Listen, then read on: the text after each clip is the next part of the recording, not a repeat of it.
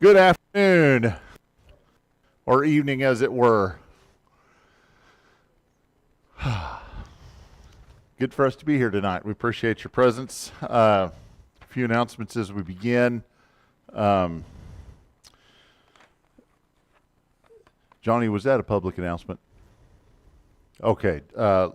Leslie's mother is now in hospice, and Johnny and Leslie will be going up to spend some time with family here in the next day or two. So remember them and as they travel, and the family. I'm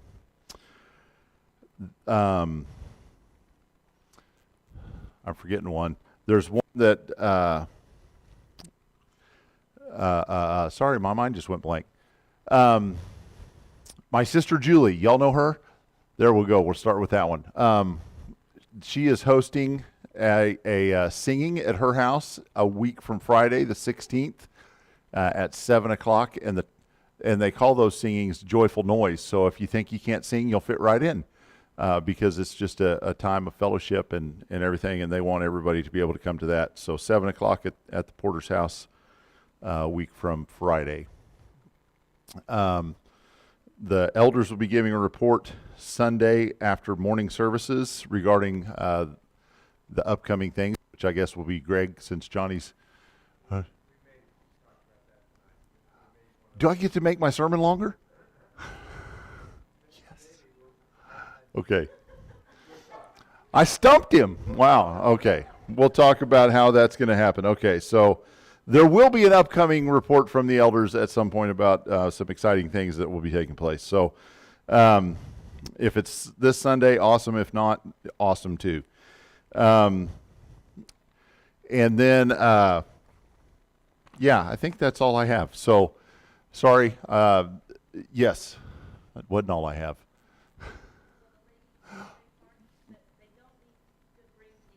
Okay. Ladies, come as you are and bring a friend to the holiday party on Saturday here at the building. So see Tracy for more details, as I always do. So, young adult gathering Sunday evening after services, pizza, and bring drinks or a dessert. So, see there, I did have more announcements.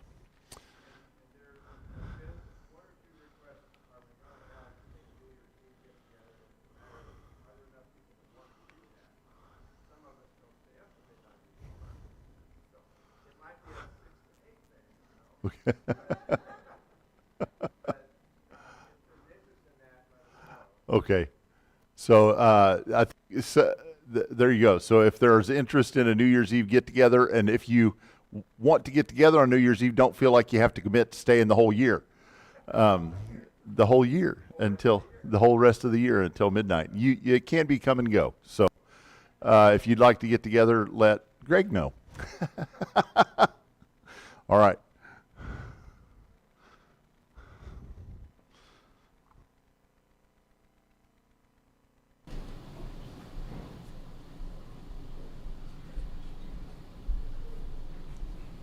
Good evening. If y'all could stand, let's go ahead and stand, and we'll sing 745, Humble Yourself. 745. 745. Humble yourself in the sight of the Lord. Humble yourself in the sight of the Lord. Humble yourself in the sight of the Lord. Humble yourself in the sight of the Lord. And He will lift you up. And He will lift you up. Jesus is the Son of God. Jesus is the Son of God. Jesus is the Son of God. Jesus is the Son of God. And He died for us. And He died for us. Amazing grace, how sweet the sound. Amazing grace, how sweet the sound. Amazing grace, how sweet the sound. Amazing grace, how sweet the sound.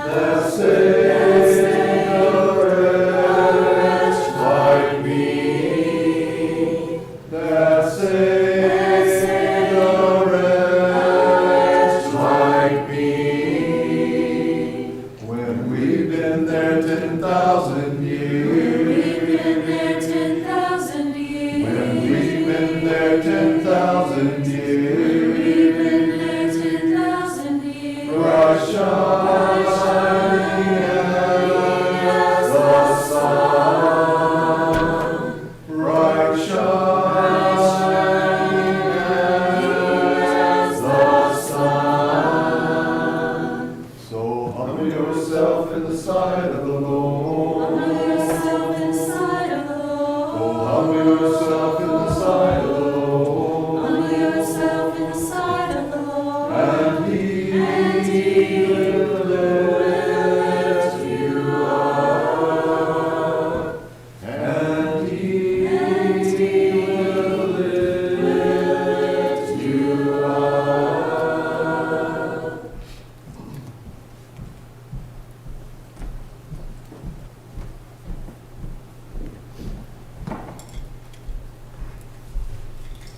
That's right. Dear Father, thank you for this day and thank you for all the many wonderful blessings you've blessed us with. Especially thank you for this time that we can come together and fellowship with other Christians and be able to study a portion of your word. Pray that you be with the teachers tonight, help them to recall everything that they prepared. And help us to take something from the lessons tonight to apply to our everyday lives. Be with all those who couldn't be here tonight, whether they were sick or traveling, help them get well soon and reach their destination safely. So I pray in your son's name. Amen.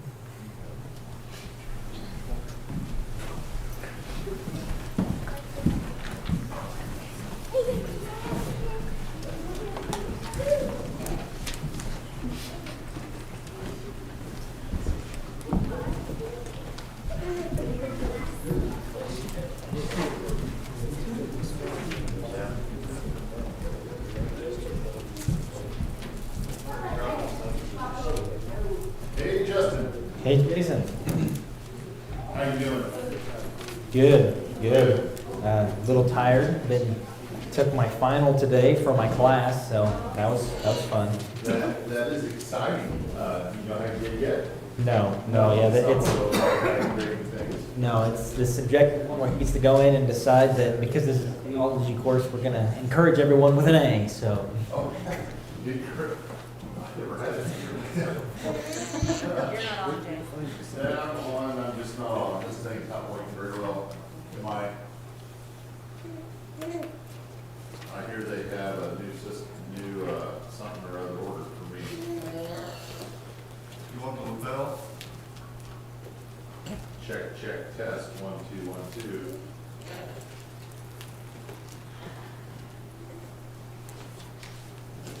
Check, test. Yeah, I'm gonna need something on. Thank you. Our audio visual supervisor.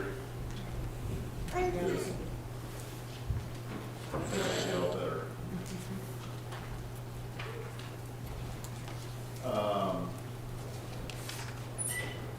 So, we'll paint until he gets here. So what was your paper about? Or your final was on Final. theology of the New Testament world, yeah. So my final I talked about the collectivist society that they have, and we're individualists, so we're very different. We think it's all about me, personal rights, personal property, when, the collectivist society had the organization, the community as a whole over personal wants or desires or whatever. Oh, you got it turned on, okay. I think that's what I'm saying, those years. Oh, switchy.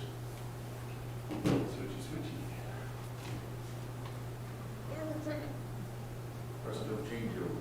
Check test 1. It's you, Jason. It's not Silence mine. is good. It's on. We could just hold this in. Lean in. You have a big help? We do. I can do that one. Check test 1, 2. Yeah, this is embarrassing.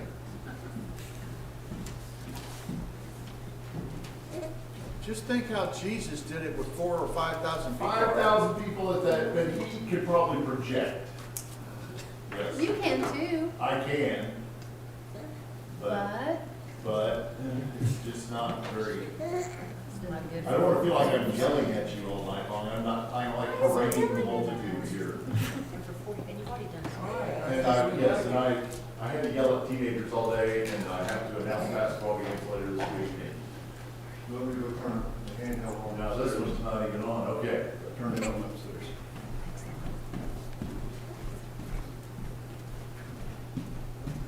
Now I feel like a performer. That's all right. Thank you, Dawn.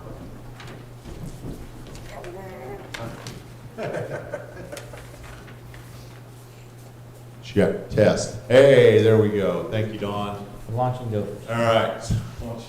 Yeah, go for launch. Pretty good, funny visual image. All right, I've never heard that one before. This doesn't work. This does. Yeah, put it up to your mouth. Well, now this doesn't work. Give me one advance.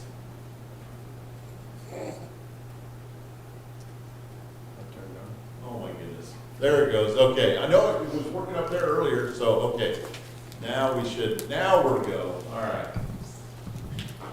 And in conclusion, all right, so sorry about that.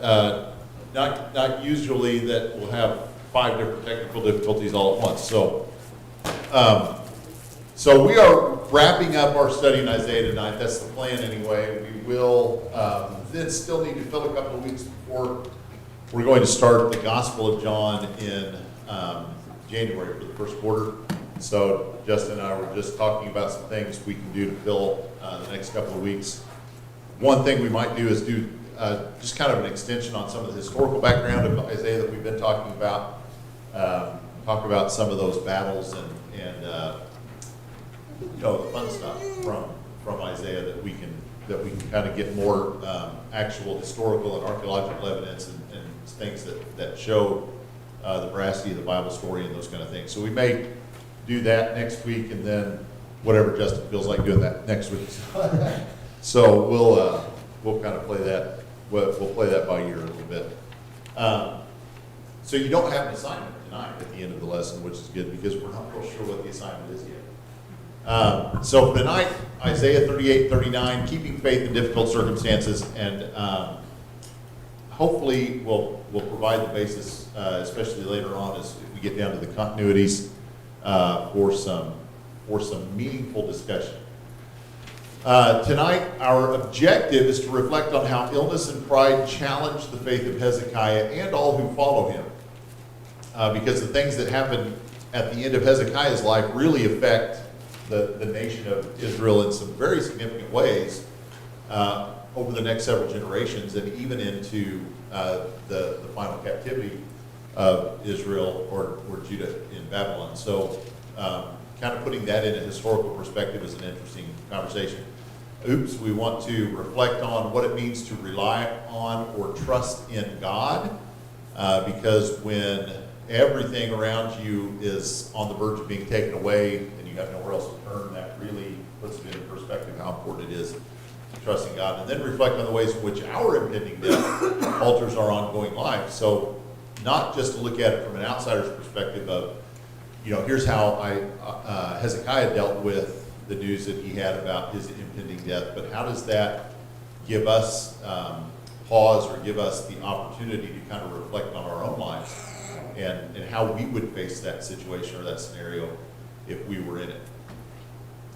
So our theme for tonight, faith in God, is challenged by illness and pride, and we see that that tension between who we know Hezekiah to be, who is a good king, a faithful king, and yet some difficulties that he faces later in life, and how he deals with those things, and even some sinful attitudes and things as well. So how do we reconcile the fact that Hezekiah is a good king, he's a faithful king, he's someone that we should emulate and someone that we should study from the standpoint of following in his footsteps, and yet he wasn't perfect. And so there's some good discussion there as well.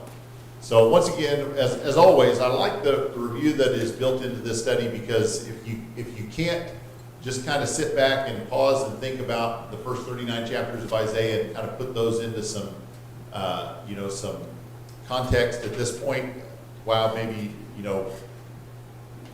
weren't paying attention, is what I would tell my students at school. But because we've done this every week, and we should be able to kind of now sit back and have a general idea of the outline and flow of the first 39 chapters of Isaiah. And that's helpful as we put Isaiah into its historical context, as we think about all the things that are going on around it. So chapters 1 through 12 are during that period of Syro-Ephraimite war, when the northern kingdom, the Ephraimites, that is northern Israel, teamed up with the Syrian Empire, and they brought war against Judah, and how King Ahaz, how he dealt with that. And he was supposed to trust in God, but he chose not to, and he called on the Assyrians for help. And then that set into motion some difficulties that came about later on. 13 through 23 is there's that bridge between the first 12 and the last section of chapters that represent a wide range of historical settings. There's the woes pronounced against a variety of nations and things like that. So it's a very prophetic section that brings up the judgment that God is bringing against all these godless nations. And then these last 15 or 16 chapters or so that we've looked at in 24 through 39 take place during the Assyrian siege and the aftermath of that. And so we've got a narrative section here, chapters 36 through 39. And we'll talk more about that idea of narrative here in just a minute. Isaiah 36 and 37 narrates scenes from the Assyrian invasion in 701 BC, and just a quick overview there. King Sennacherib invaded Judah in 701. He attacked and subdued 46 cities, according to his own count and historical records that bear those out. And then the Assyrian army advanced. As the Assyrian army advanced, Sennacherib sent emissaries calling for surrender, and he sent that guy Rabshakeh with it that he sent last week to call for the surrender of Jerusalem. And then, but at the same time, Isaiah is calling for trust in God. And Hezekiah ultimately demonstrates trust in God. He prays to God, and God delivers the nation from the Assyrian siege. So significant things historically taking place during that section. And the final 4 chapters there, 36 through 39, take up 3 crucial events unfolding like a 3-act play. So last week we saw that first act, the siege of Jerusalem. Tonight we'll take a look at the second, Acts 2 and 3. Act 2 is Hezekiah's illness in chapter 38, and then Act 3 is the Babylonian visit to Jerusalem in chapter 39. And chapter 39 especially is a very short chapter. 38 is not very long, but 39 especially is a short chapter, so we should be able to get those all covered, hopefully, tonight. And one more thing about the historical setting, based on the dates of Merodach Baladan, which is some of the things that are taking place here. It said Hezekiah's illness is often set in 704 BC, and that puts it right in line with what we know about the Assyrian siege that was taking place. And I think here Sennacherib said it, but I think Sennacherib actually is, I think I put that wrong there. The Assyrian invasion, Sennacherib's reign was from 701 to 704 is what I recall from some previous notes. And so I think the invasion itself is in 704, which is in line with Hezekiah's illness, which we'll see takes place concurrently with the siege. It's taking place at the same time that that army seems to be surrounding the city. So, so there you go. Am I leaving anything out? I feel like I'm going here. I need to remember you're sitting next to me. That's okay. I'll Okay. keep on keeping on. All right, so here we go. All right. Isaiah 38, 39 is a narrative section, and really 36 through 39 is a narrative section. And he gave some interesting, kind of an interesting format for unpacking narrative sections of the Bible. The Bible, there are different literary styles or literature styles within the scriptures, just like when you were sitting in your English literature class and you had to study a section on poetry and a section on other stuff. Wasn't my favorite subject. I'd rather been in math class. But so in the Bible, there are different sections. There's poetry, there's prophecy, there's narrative, there's there are genealogies. And so how we read different sections of the Bible depends on what type of literature it is. And so when we're in a narrative section like that, we need to read and be able to retell that story. We need to be familiar with the story. And as you read through it and then you sit back and think about it, you need to tell that story back to yourself and sort of ruminate on that story. And then go back and read it again and see if, did I have the story right? Did I retell that story correctly in the right order with the right details, with the right emphases and those kind of things? So there's a reading and a retelling of the story as we study these narratives. And then as we take note of some things. We take note of special theological, specific theological language or themes that are used through a section. The Bible authors often will use repetition of certain words or phrases to sort of draw our attention to the main themes and main points that they want us to understand from the telling of that story. Remember that Bible stories are told for a reason. They're not unbiased in their report. This is not you think of the old time reporters who used to tell news stories without bias, and they would just deliver the facts, and that's all they would give you, and it wasn't trying to sway your opinion in one way or another. It was just for the telling of facts. But that's not what the Bible does. The Bible makes no excuses for the fact that it tells its stories in such a way so that it tries to sway us. It wants us to understand things from God's perspective, and it wants us to make a choice that is in line with God's will. And so as we read through these things and as we unpack that narrative story, we need to say, what is it that the writer, the Holy Spirit, that God wants us to derive from this, wants us to understand from this? And then that fits right in with this last point, that we don't force meaning into the story. I don't sit back and say, I kind of have this idea about something that I want the Bible to say, and so I'm going to go find a story in the Bible, and then I'm going to fit my preconceived notion into that story and say, look, this story can fit what I already believe. That's never what we should do. And so we do that sometimes with doctrinal things or with cultural things, that we want our own opinion to be validated by the Bible. And what we should do is read the Bible and allow it to tell its story, and then we form our opinions and our beliefs around what the Bible says. So we don't force meaning into the story, we extract meaning from the story.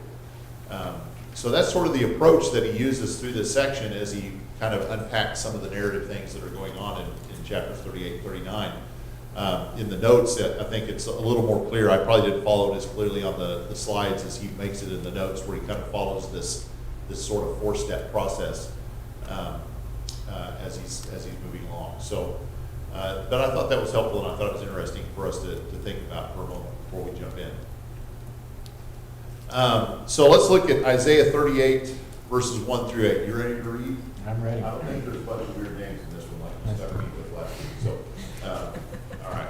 Isaiah 38, 1 through 8. All right. In those days, Hezekiah became sick and was at the point of death. Isaiah the prophet, the son of Amoz, came to him and said to him, "Thus says the Lord, set your house in order, for you shall die. You shall not recover." But Hezekiah turned his face to the wall and prayed to the Lord and said, "Please, O Lord, remember how I've walked before you in faithfulness and with a whole heart, and I've done what is good in your sight."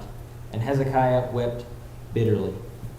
Then the word of the Lord came to Isaiah, "Go and say to Hezekiah, thus says the Lord, the God of David your father, I have heard your prayer, I have seen your tears. Behold, I will add 15 years to your life. I will deliver you and this city out of the hand of the king of Assyria, and will defend this city. This shall be the sign to you from the Lord, that the Lord will do this thing that he has promised. Behold, I will make the shadow cast by the declining sun on the dial of Ahaz turn back 10 steps. So the sun turned back on the dial, and the 10 steps by which it had declined." Okay, so this is an interesting thing to have happen, an interesting turn of events, because what did we just spend the last two chapters seeing that God was going to do. I mean, the Assyrians are camped outside the gate, and what happens? They die. They die. They die. I mean, They they're don't wake there. up. They're there with cruel intentions, with malicious intent, and they intend to kill Hezekiah and his followers. But what ends up happening? Hezekiah survives. He lives, only to find out within the context of that. When does this take place? It says in those days. Well, in what days? Well, in the days that the Assyrian army was camped outside the gate, Hezekiah comes down with a terminal illness. And Isaiah comes to him and says, you're not going to survive this. It's not the Assyrians that are going to kill you. You know, God's going to protect. God's going to do what God said he would do. He will protect the city. He will defend the nation, but you're toast. You're not going to make it. And so, how does, and we don't want to, well, we'll get into later, provided we have time, we'll get into, you know, kind of the ways, some of the ways that Hezekiah reacts and others react to this news. But Hezekiah and Isaiah have this dialogue about his health. So what claim does Hezekiah make in his prayer? I have walked in faithfulness and I've done what's good. Okay? I followed you in truth and with a whole heart and have done what is good in thy sight. True? Yeah. I mean, have we talked about some mistakes that Hezekiah made? What's a big mistake that Hezekiah made? We had to get help. Yeah, Because an he Egyptian- sent to Egypt for help. The Assyrian army was coming. He sent envoys to Egypt. He was testing the waters there, seeing if there was an alliance to be had. There wasn't. And so he had nowhere else to turn, so he turned to God. Teresa, In our weaknesses, can't we make the same claim? in our weaknesses, With our weaknesses, I guess. yeah. And so I'm not trying, I don't want to be too hard on Hezekiah, because I think Hezekiah is a good king. Hezekiah, you know, if we have to pick, if we have to rank the order of the best kings of Israel or Judah, Hezekiah is up there, if not at the top, very near the top. He did good things that no other kings had done. He removed all of the high places that even David had left in place. And so, so there were good things that Hezekiah did that other good kings before him had not done. And just because you're a good king doesn't mean that you're perfect and you never have faults or flaws. So we don't want to be too hard on him. And so I think it's okay for him to say these things. And it, you know, it's an interesting approach. What does James 4 tell us about the way that we need to approach God? Are we supposed to go to God and start enumerating our successes and achievements before him? In humility. Yeah, we're supposed to humble ourselves and allow him to exalt us. So it's an interesting prayer from the standpoint that Hezekiah kind of goes to God and says, you know, God, I've been a good guy. I've done the right thing. I've followed you as best I could. Did he see death maybe as a punishment? Well, he's not happy about it. I mean, his response after the prayer is to weep bitterly, and I don't know that that's a wrong response. That's another part of what I want to talk about if we get to it later. Did Hezekiah do this? Was Hezekiah wrong in the way he reacted? I mean, how do we react when we face our mortality? Is there a verse that tells us how we have to act, that God will not accept us if we don't act the right way when faced with our mortality? I don't think we can go there. So I don't know that Hezekiah does anything wrong here, but it's interesting the way that he responds. And we'll, you know, it's one of those things where what do we take away from it? Well, here's a man of God who was faithful, who was a good man, who was a good king, who faced horrible, horrible things in his life. And when faced with his own death, it scared him. I mean, he was fearful. He was sad. Can we figure out how old he was, though, from when he became king? Usually somewhere it would be 2 Kings 20 should give us the end. Maybe tell us how long he reigned. 2 Kings 18, I think, has the beginning of his reign, and 20 has the end. So sometimes, usually right at the beginning or the end, it'll tell us how long they reigned and how old they were when they got in. He was 25 when he got in. Okay, and he reigned, I don't know how long, I can't remember.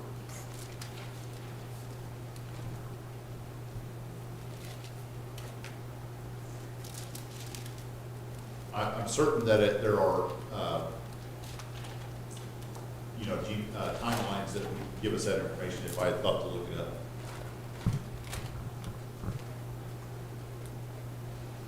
Second Chronicles 30, 31, 32, somewhere in that range too would be. 2 Kings 18 says, he was 25 years old when he began, and he reigned for 29 years in Jerusalem. Okay, so 29 years. So he had 14 years, and then found out he was sick, and then his life got extended 15 years. So, Google says 54. 29 plus. Thank you. I was just doing it. It's hard to do math in front of people. 29 plus 25 would be 54. Boy, that doesn't sound very old. Well, this is even 15 years on the other side. So of it, when he was 25 plus 39, 25 plus 14 would be 39. Yeah. So when he's 39, he finds out he's about to die. No wonder he got cheated. Yeah, I mean, that's a life cut short. 54 is a life cut short, I want you to know. So it's an interesting thought, and I want to get through the lesson, but I also want to come back and visit some of those things again if we have time at the end, and if we don't have time at the end, we'll come back and do it another time.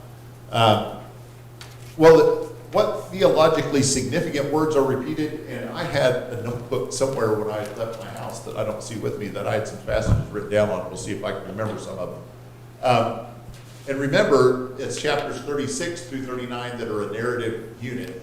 And so if we go back to chapters 36 and 37, and we see some of the words that are kind of repeated during that siege, especially when Rabshakeh is doing his thing, we can find some significant parallels. Okay, so if you go back to chapter 36, we'll pick one of them out because I can do this from memory. Go back to 36:13, and I'm going to start reading. I'm going to read a couple of verses. You tell me which word gets repeated. Then Rabshakeh stood and cried with a loud voice in Judean and said, "Hear the words of the great king, the king of Assyria. Thus says the king, do not let Hezekiah deceive you, for he will not be able to deliver you. Nor let Hezekiah make you trust in the Lord, saying, the Lord will surely deliver us. This city shall not be given into the hand of the king of Assyria.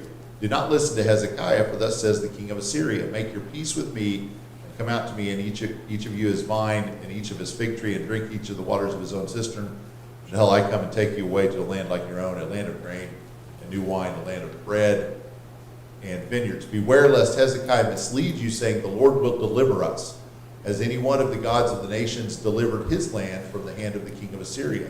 Where are the kings of Hamath and Arpad? Where are the gods of Sepharvaim, and have they delivered Samaria from my hand? Who among the gods of these lands have delivered their land from my hand, that the Lord should deliver Jerusalem from my hand?" So what word got repeated? Deliver. Okay? And so there's a theological significance to that idea. Rabshakeh is not doing that, haphazardly. Rabshakeh is playing games with the people, and this is what's that word when they propaganda. It's a military tactic, and he is using that word deliver over and over and over again on purpose.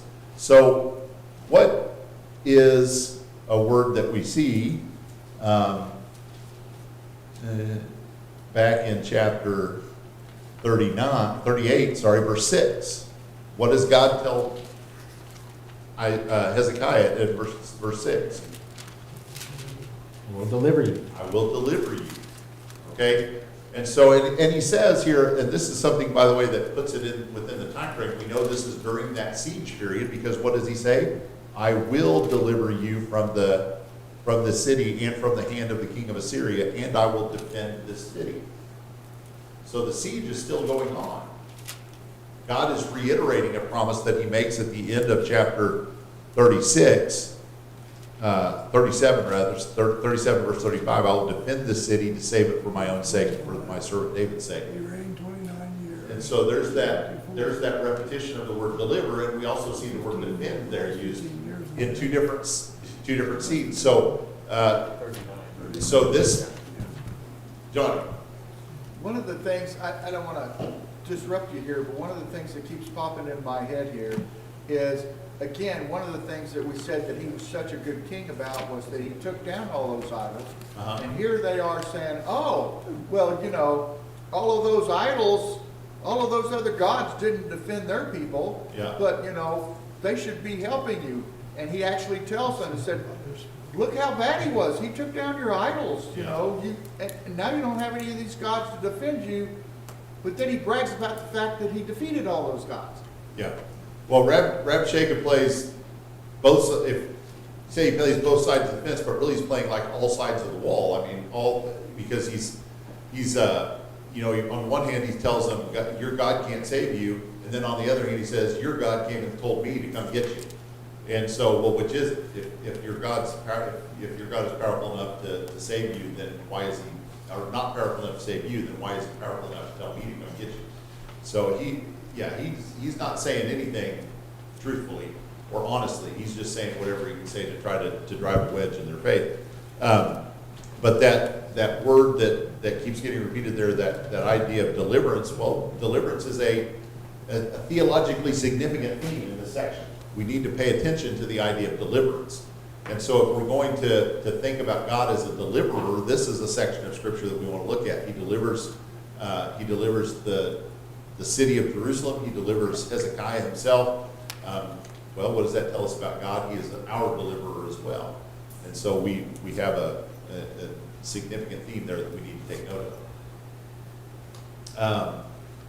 Let's also look at Hezekiah's prayer and Isaiah's response in 9 through 20. So go ahead and read that section there. 9 through 20. A writing of Hezekiah, king of Judah, after he had been sick and had recovered from his sickness. I said, in the middle of my days I must depart. I am consigned to the gates of Sheol for the rest of my years. I said, I shall not see the Lord in the land of the living. I shall look on man no more among the inhabitants of the world. My dwelling is plucked up and removed from me, like a shepherd's tent. Like a weaver I have rolled up my life. He cuts me off from the loom. From day to night you bring me to an end. I calmed myself until morning. Like a lion he breaks all my bones. From day to night you bring me to an end. Like a swallow or a crane I chirp. I moan like a dove. Your eyes are weary with looking upward. O Lord, I am oppressed. Be my pledge of safety. What shall I say? For he has spoken to me, and he himself has done it. I walk slowly all my years because of the bitterness of my soul. O Lord, by these things men live, and in all these is the life of my spirit. Restore me to health and make me live. Behold, it was for my welfare that I had great bitterness, but in love you delivered my life from the pit of destruction. For you have called all my sins behind your back, and cast all your sins behind my back. For Sheol does not thank you, death does not praise you. Those who go down to the pit do not hope for faithfulness. The living, he thanks you. As I do this day, the Father makes known to the children your faithfulness. The Lord will save me, and we will play my music on stringed instruments all the days of our lives at the house of the Lord. Okay, so Hezekiah's prayer and then Isaiah's response. Well, Hezekiah's prayer can be divided into 5 parts. So this, I think, is in the notes there. But the first 4.5 verses or so lament over his impending death. And we've talked about lament before. It's been a while since we've addressed the idea of lament. But lament is a language of faith. And sometimes we look at lament as being like, wow, buck up, young camper, or pull yourself up by your bootstraps, and you really shouldn't be feeling that way. If you're faithful, then lament really is, we have this idea that lament, reveals a weak faith. But lament really reveals a strong faith. Jesus lamented. He wept over the city of Jerusalem. He wept at the grave of Lazarus. Jesus practiced lament.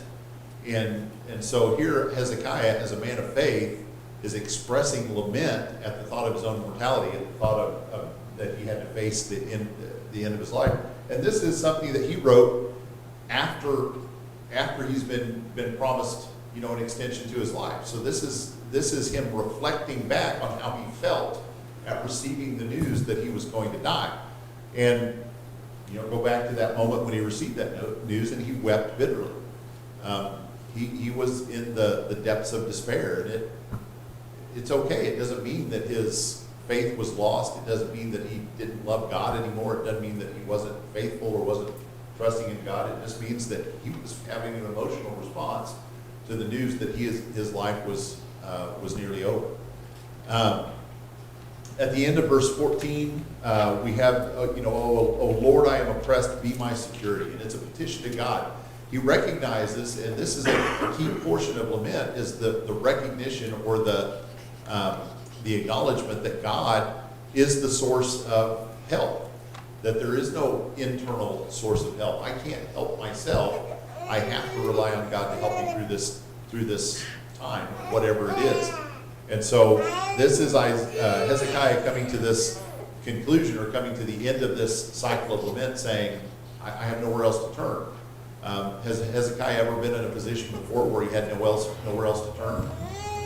Had those times come out okay? Yeah. I mean, he'd been here before, not in regards to his own health, but in other scenarios. And so it's not surprising that he turns to God in this scenario, because he had turned to God before. And that's the only place he had left to turn. Verse 15, there's confession. If he's a man of faith, what's the need for confession? Because of our weaknesses.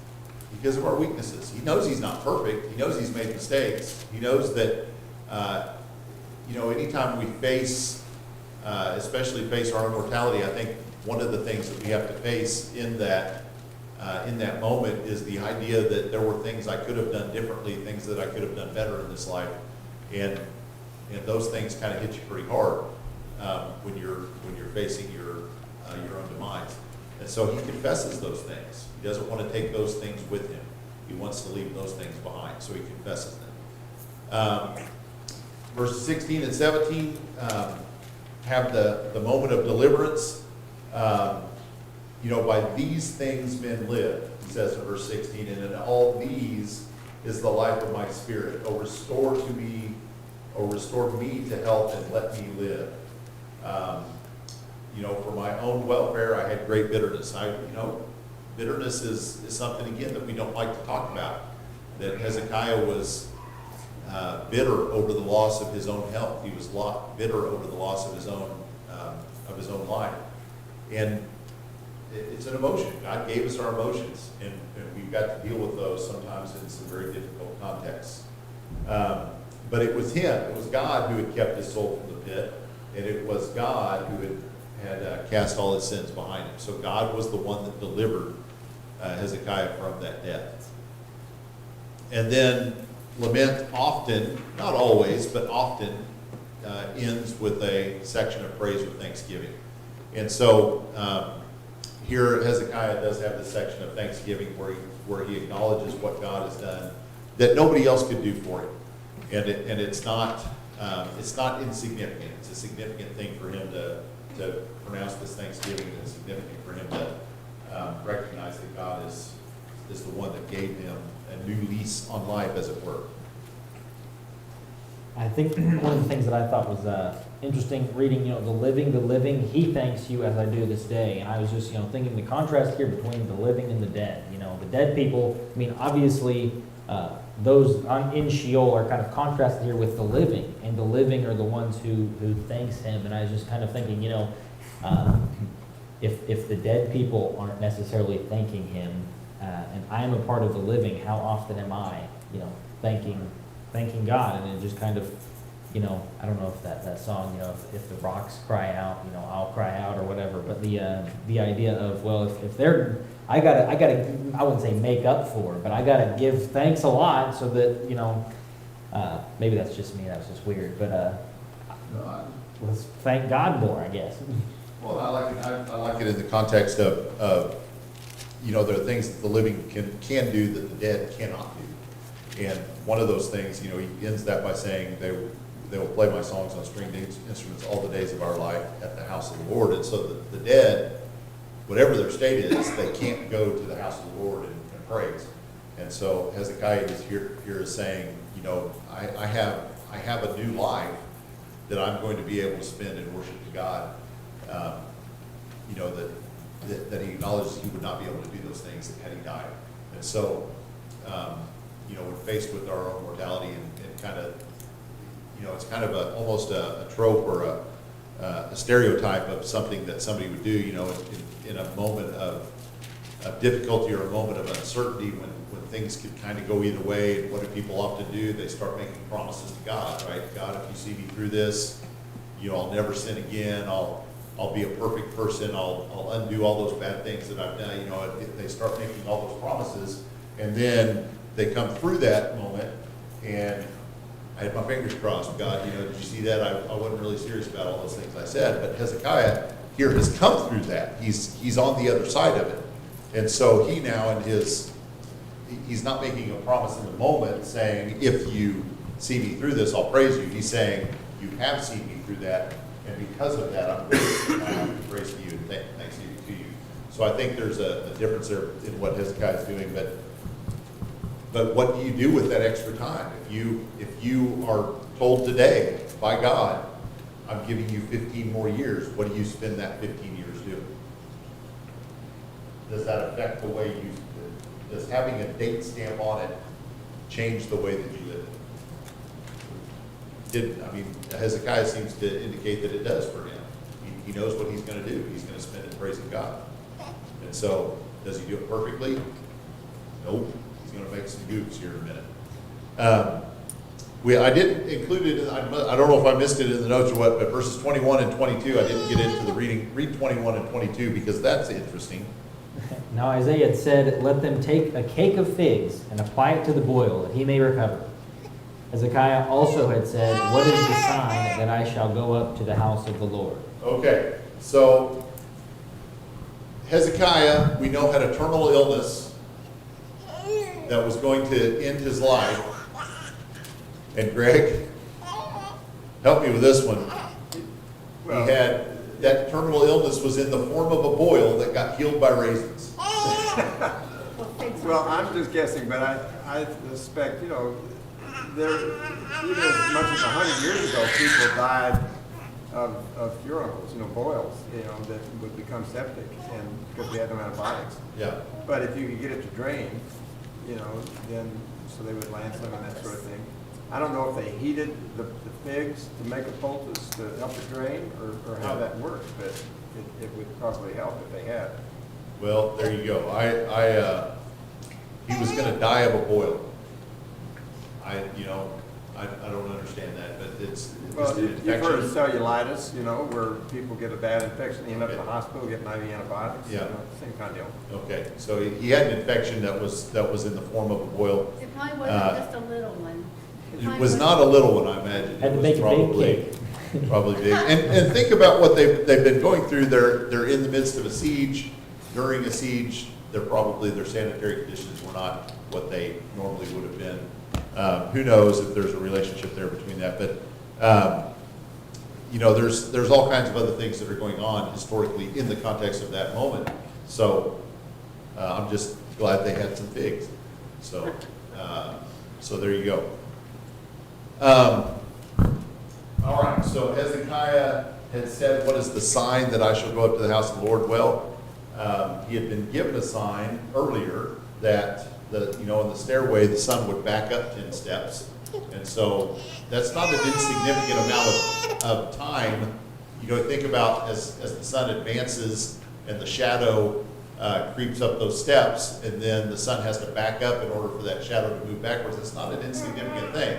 That's not like, a blip. That's a significant amount of anti-rotation you had to do there as it was facing the sun. So there's already been a sign given that daylight savings is around the clock. Okay, So let's look at chapter 39, Babylon's envoys visit Hezekiah. Another interesting Scenario?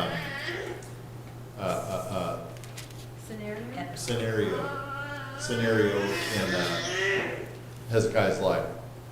Right. Isaiah 39:1. At the time, Merodach Baladan, Merodach Baladan, the son of Baladan, king of Babylon, sent envoys with letters and a present to Hezekiah, for he had heard that he had been sick and had recovered.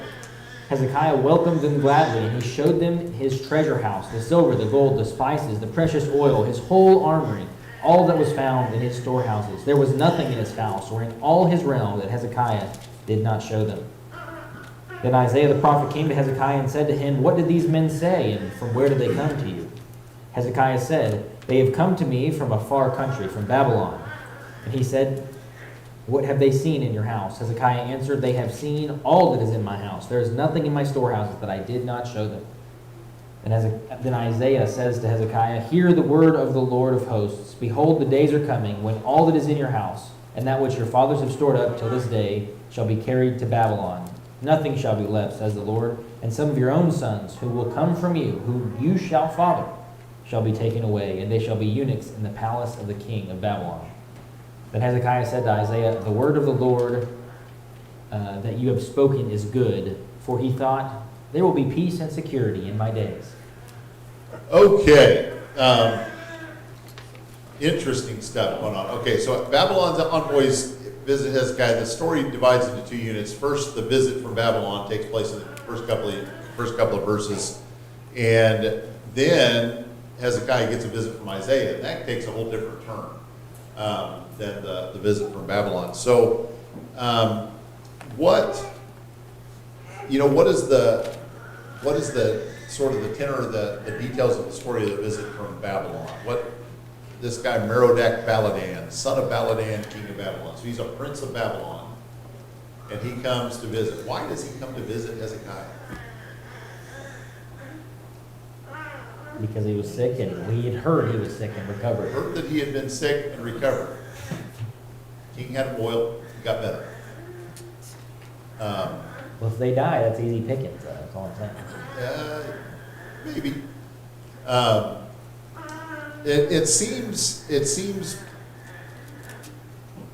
It doesn't seem like enough to me that it was just the idea of the king was sick and we sent an envoy. Maybe I assume he's aware that everyone woke up dead.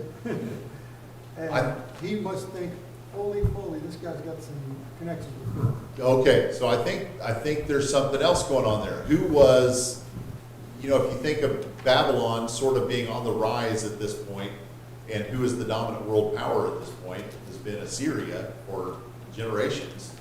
And here you have Babylon, who kind of sees themselves as the up-and-comers, and you did what to Assyria? Their armies where? And you did it how? Okay, I imagine there was some discussion about, tell me about the army of Assyria and how you did that kind of thing. I would imagine there was some of that discussion. But why would he show him everything that was in his house? We're going to talk about that in just a minute. That's on the next slide. What else?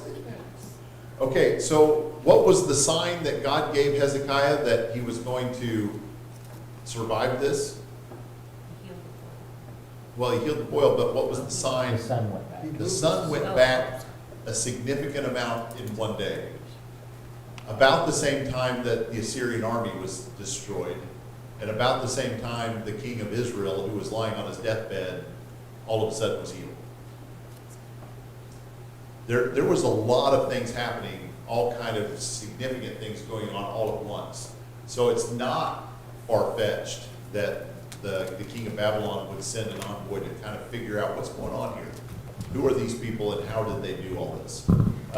And so when the king's envoy shows up to talk to Hezekiah and presumably ask him some things about how all this happens, what does Hezekiah do? Come look at all my neat stuff. What do we not have a record of Hezekiah? Giving God the credit. Giving God. We don't have a record of Hezekiah saying, let me tell you about the God that I serve. Let me tell you about the God that healed me when I was sick on my deathbed. Let me tell you about the God who destroyed the army of the Assyrian nation when they camped on our doorstep. Let me tell you about the God who turned the sun backwards so that he would give me a sign knowing that it was going to be okay. Let me show you my stuff. That's what Hezekiah did. And so Hezekiah's actions, there's some these are like some things he put in the notes that are like, okay, so why did Hezekiah do what Hezekiah did? Was he just naive? Was he just like, here's a foreign dignitary. I don't get those very often. We're kind of a small kingdom, and here's a big kingdom coming to visit and not bringing an army with him to try to take my stuff away. So it's kind of cool that I have some stuff to show him. He's just naive about it. Is that a possibility? Maybe, I think it's careless. Maybe. Was he practicing routine courtesy, where he just was like, yeah, this is what you do. This is what you do when a visiting envoy comes. You show him all your stuff. You show them all of your political capital, Yeah. all of your military might, Yeah. everything. I'm going to show that my enemies, well, Was he being prideful? Okay, was he turning from God to power and possessions? Was he getting a taste of power and getting to kind of hang out with the big dogs and say, I really like this. We're a kingdom to be reckoned with now. Was he acting prideful in that way? Was he turning to God?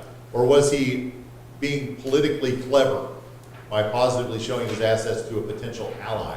Well, how quickly did he forget being on his deathbed and the conversation that he had with God? And so those were some interesting possibilities.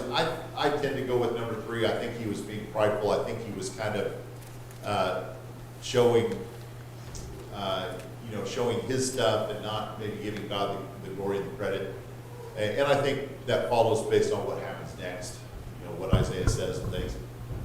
So if God tells you you're going to live 15 more years, what does that do to a king that has fought battles and stuff? Does he all of a sudden think I'm invincible for at least Well, 15 years? Maybe that's possibly part of it as well. I know I've got 15 more years left, and so this guy's not going to end my life. So I don't have to fear this guy, and so I don't have to fear his army.